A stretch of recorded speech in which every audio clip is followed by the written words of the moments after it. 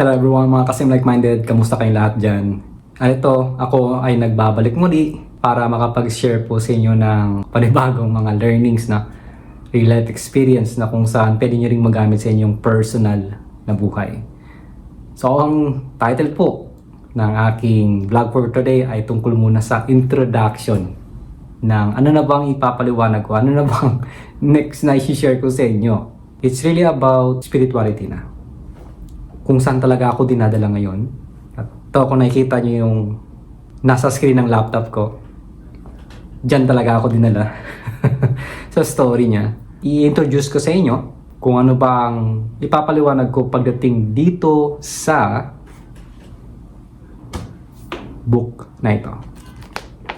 Jesus, My Autobiography. So, ano pa bang hinihintay natin? Tara po. Umpisa na natin ating sharing.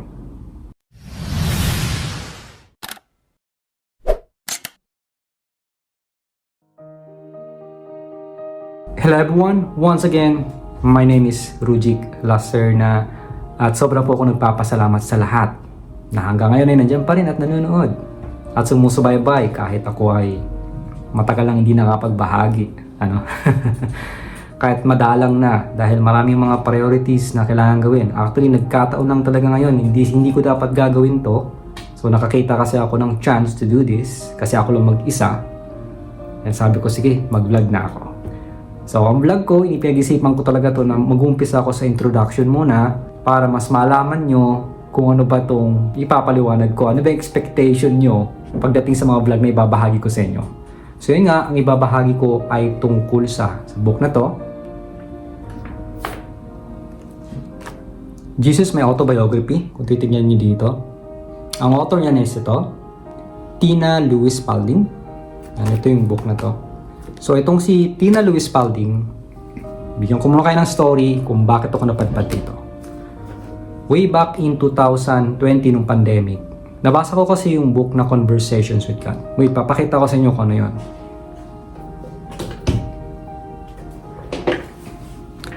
So, ito siya guys. Ito, una ko siyang nabasa sa PDF. Hanggang sa binili ko yung book, hanggang sa nahalin ako, tignan nyo.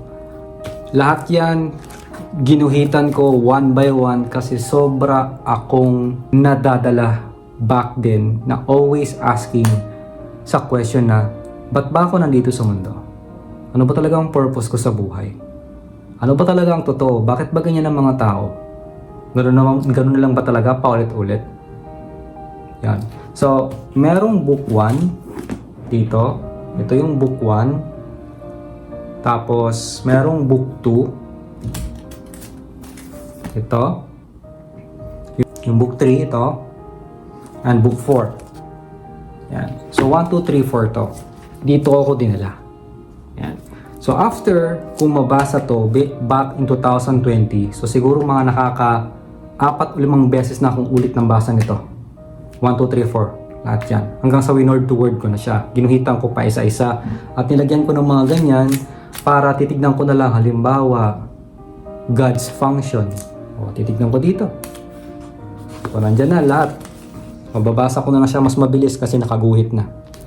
Yan. So, yun isa-isa ko siya. Hanggang sa dumating na ako sa part na naalala nyo ba merong book na Jerry and Esther Hicks? Yung kay Abraham. Yung book na Ask and It Is Given. At wait, meron pa na, pakita ko sa inyo, meron akong book niya dito, yung Law of Attraction Money, kung napanood nyo, ito siya. Ito. Yan. So, meron akong ganyan, puro, ang nilagay ko lang ay more on part 1 hanggang sa part 4. I'm sorry, part 5. Yan. So, ito naman siya, si Esther. Yan, di ba?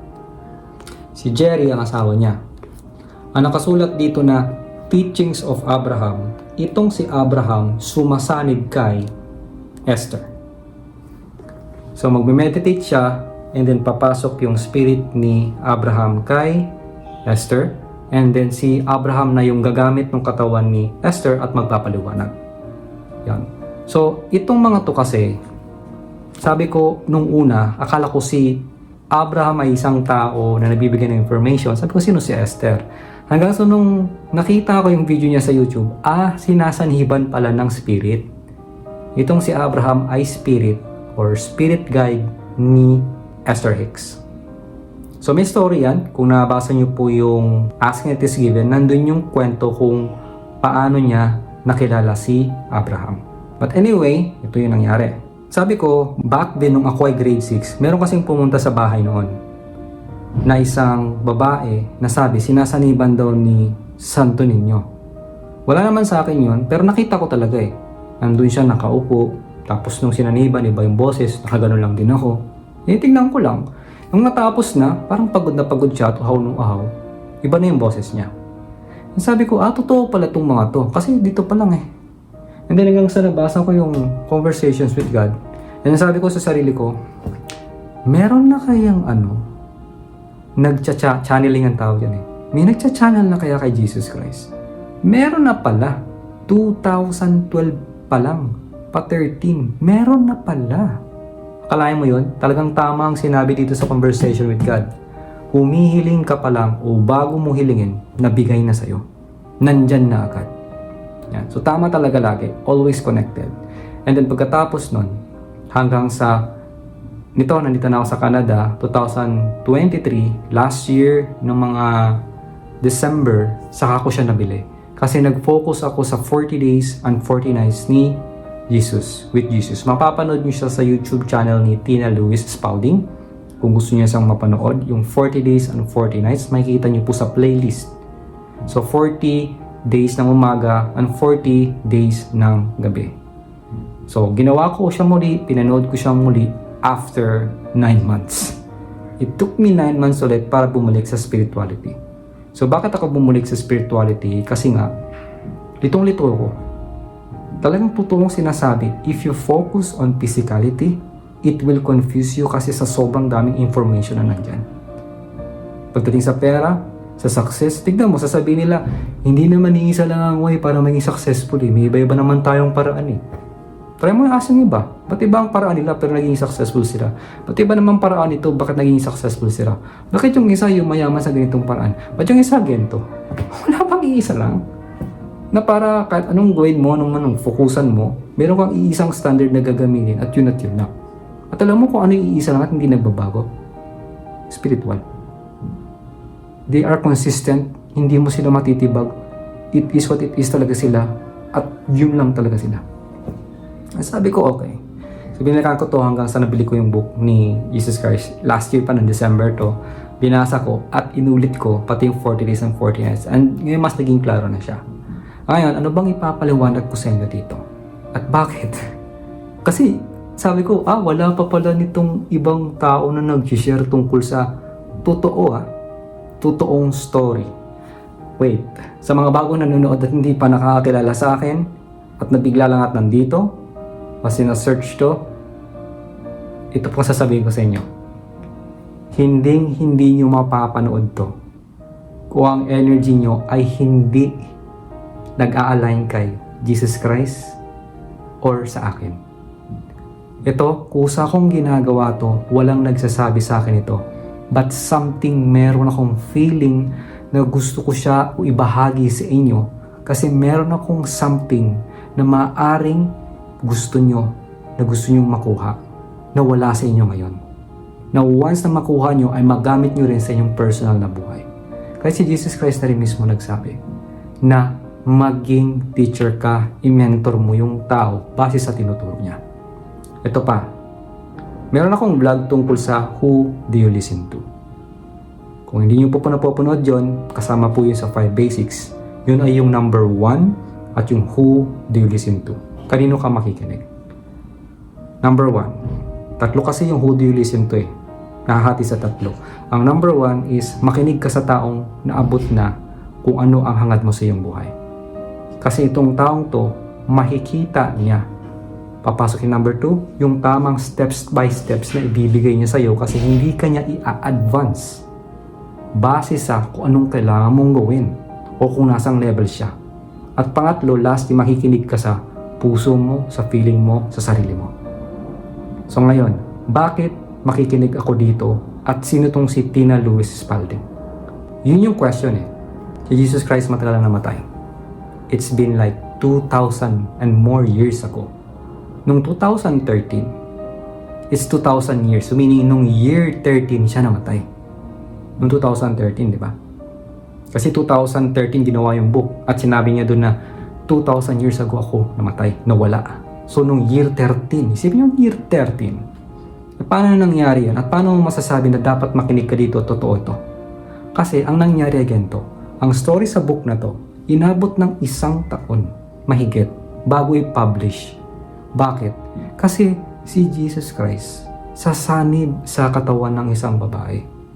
Ngayon, pag hawak na ni Jesus Christ o siya may control doon sa katawan ng isang babaeng to na si Tina Louise Spalding, siya ngayon ang mag-iisip at magsusulat. So, ibig sabihin, lahat ng information dito ay walang halong filter na inisip lang o galing sa ibang tao. Direkta nating makukuha ang information sa tao na kung sino talaga ang naka-experience, siya mismo. At walang halong iba. At maraming kwento dito na hindi nyo mababasa sa sinasabing Biblia. Oh wait, teka, baka magulat kayo. Para sa mga hindi pa handa dyan, sinasabi din dito, hindi ko pa inumpisan, this is just an introduction, sinasabi ko pa lang sa inyo, na pag hindi kayo handa, ngayon pa lang sinasabi ko na sa inyo, stop nyo to, huwag yung ituloy huwag yung papanoorin yung next na vlog. Huwag na huwag. Kasi kailangan disiplinahin ang sarili nyo, ang isipan nyo. Or else, kukontrahin nyo lang to. And, kung gusto nyo naman, ako sabihin natin, gusto nyo panoorin o wala kang disiplina, papasok kasi dito yung pangalawa sa 5 basics. First kasi is who do you listen to, di ba? Pangalawa, ano ang teachability index mo? Sa teachability index kasi, hindi importante dito kung gaano kadami nang nabasa mo sa Biblia. Hindi rin importante dito kung gaano ka katalino. Hindi importante dito kung anong estado mo sa buhay. Bilyonaryo ka ba? Ikaw ba mo control sa mundo ngayon? Ikaw ba may-ari ng control ng Meralco or kung ano man dyan, ng mga kumpanya? Hindi importante dito kung may kapansanan ka o wala. Hindi importante dito kung ikaw ba ay mayaman o hindi, matalino o bobo. Hindi importante yon. Ang importante dito is kung alam mo ba sa sarili mo kung gaano pa karami ang hindi mo alam hanggang ngayon.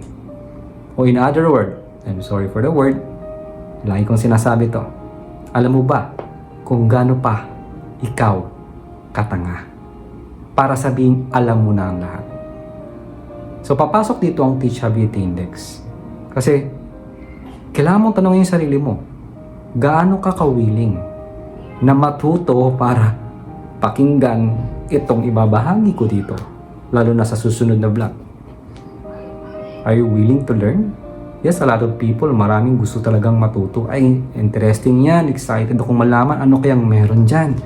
Yes, I am fast learner, makukuha ko agad yan. But the thing is, ang pinakapangalawang matindi, gaano ka willing na tanggapin ang mga pagbabago once na marinig mo na ang katotohanan sa loob ng librong to? Matatanggap mo kaya? Paano kung may sinasabi siya something dito na parang, narinig ko dahil gento sinabi kasi ng magulang ko gento, sinabi ng mga tito-tito ko gento, wala akong nagawa kundi tanggapin na lang kasi wala akong ibang mapakinggan na impormasyon na labag doon sa sinasabi nila. Or else magagalit sila sa akin, itatakwil nila ako, magagalit sila, sabihin nila ano ka, gento gano'n, makasalanan ka, isa kang demonyo, and so forth. Are you willing to accept the change? Kaya ginawa ko muna introduction. Dahil ito ang magiging panimula bago natin umpisahan ang vlog. This is very, very important for you to become ready. Kaya kung hindi ka pa ready, mas maganda kung mapanood mo muna talaga ang aking 5 basics. Meron po ako niyan, yung parang audio lang siya. Search nyo lang yung 5 basic foundation. Kung gusto nyo naman may video sa pinakauna-una kong vlog, panoorin nyo yung law of attraction ang sunod nun, 5 basics ulit yun. Meron pa akong isang 5 basics ulit na pinaliwanag in another way naman. May mga, marami akong nilagay na mga pictures or videos para makita nyo. Marami ako dyan. O punta kayo sa playlist ko para mapanood nyo ang 5 basic foundation. Yan. So kung meron kayo nun, mas madali nyong magigets to. Kasi without the foundation, I will tell you, kahit anong panood mo dito at salpak mo, o salpak ko sa'yo, o intindi mo, hindi mo siya magigets talaga. It's going to be difficult. Pero kung ready ka naman, sabi natin wala kang 5 basics, sinabi ko diba kahit anong gawin mo, kung maaaring may iba ka lang way, o sabihin natin, aware ka man o hindi, pero mataas pa lang teachability index mo, open-minded ka naman, parang ano lang no, yung networking, open-minded ka ba? Open-minded ka ba? Ayan. So kung open-minded ka naman, you're willing to listen, then listen. Kung may question, you can send a comment. And I am expecting different kinds of comments. At maaaring walang comments, depende sa mga kapanood ng tao. So kung merong comment na mga hindi kaya-aya, I'm expecting with that. Pero yun nga, pag may mag-comment man ng hindi kaya-aya, ibabalik ko lang sila dito sa introduction para maintindihan nila ang ibig kong sabihin kung bakit ko binanggit yon sa mga susunod kong mga paparating na vlog. Kaya kung hindi pa kayo ready, once again, stop nyo. Don't continue. Kasi mahihirapan talaga kayo at hindi nyo matatanggap. Panoorin na lang pag natatanggap nyo na siya. So in order for you to become aligned, mas magandang makabisado nyo yung sinasabing teachability index. So yun guys, yung mga ipapaliwanag ko dito is tungkol sa ano ba talaga ang totoong nangyari kay Jesus Christ. Paano siya nagumpisa? Siya ba ay ganun agad? Yung mga napanood ba natin na yung sinasabing pag Pasko na naman. Yung si Jesus Christ na pinanganak tapos may 3 haring dumalaw. Sa palagay niyo totoo yun o hindi? Oh, di ba? Totoo ba talaga yun? Sino nagsabi na may 3 haring dumalaw? O, di ba? So, at marami pa at tungkol sa journey. Paano si Jesus Christ umabot sa ganong klaseng level? Bakit niya nagagawa yung mga milagro? Ba't siya nakakapag-heal? Wala ba siyang training na dinanan? Sa palagay niyo, wala? Of course, meron. Dito ipapaliwanag kung anong training ang ginawa niya sa sarili niya bago niya maabot o ma-unlock ang kanyang sinasabing higher level of vibration. Yan. And also, maintindihan natin dito yung totoong storya ng kanyang sinasabing, di ba mga sinasabi pang, yung mga apprentices niya, yung mga apostoles, 7 apostles. Hindi lang pala 7 apostles, ang dami niyang mga apprentices. Mga babae pa. So dito yung mas malalaman yan. And also, yung isa sa never ever nilagay. Kasi hindi naman nila alam kahit ng kanyang mga apostoles o ng mga estudyante na meron siyang asawa. Na ang pangalan ay si Maria. Litong-lito, sabi ko, sino ba si Mama Mary na sinasabi at si Father Joseph? Guys, dito natin malalaman yun. At alam nyo ba, meron pa siyang kapatid. Meron siyang, saka na, wag na muna nating sabihin ng lahat, saka pa na lang sasabihin sa inyo, para naman makurious kayo kung gusto nyo. Diba? Ano pa? Also, dito natin malalaman kung ano ang totoong nangyari, bakit siya napako sa krus, and then talaga bang nahirapan si Jesus Christ? At ito pang very interesting. Meron sa Bible na kung saan sinabi ay si Jesus Christ ay nakalakad sa tubig. Sa palagay niyo, totoo ba talaga nakalakad siya sa tubig? At anong ginawa ni Judas na sinasabi? Ano yung totoo sa story nun? And also, marami pa. Like, ang training sa ego. Ang dami kung... Alam mo yun, napakaikli lang ito. Pero sobrang malaman at malalim eh. At napakaganda. Pag, pag alam mo yung tipong kapag inadapt mo sa iyong sarili at nagets mo talaga, oh, doon mo mas maintindihan yung sinasabing detachment sa mga bagay-bagay. Na hindi ko, kumbaga, alam mo, pinipigilan ko kasi ang sarili ko eh. Pinipigilan ko yung sarili ko. Kasi itong book na to, after nito, connected ito dito. Sa making love to God. Yan. Paano gamitin yung sexual energy, which is connected silang dalawa para mas maintindihan natin. Kasi masyado na tayong bombarded with sinasabing na doktor na kondisyong isip. At eto, connected din to. How to become a medium, yung ginagawa ni Tina Lewis para sumanib sa yung spirit at makausap mo yung higher level of spirit. Ayan. So, lahat to is connected. More on spiritual ang ibabahagi ko. Pero, sa kanatong dalawa, dito talaga ako magpo-focus muna. Bibigyan ko talaga at lalaanan ko ito ng maraming oras para may bahagi ko sa inyo kung hanggat maaari specifically sa abot ng aking makakaya, depende sa pagta-translate din. I hope ma-translate ko siya 90% man lang, or if not 100% na may bahagi ko sa inyo ng mas tama para kayo po or magamit nyo ito sa inyong personal na buhay. So yun mga kasing like-minded, hanggang dito lang muna. Abangan nyo po kung gusto nyo itong ibabahagi ko sa inyo. You're excited? I hope so. If not, it's fine. For sure, maraming tao ang interested na malaman to. At ang intensyon ko dito ay makapagbahagi at tayong lahat ay maging free sa sinasabing totoong freedom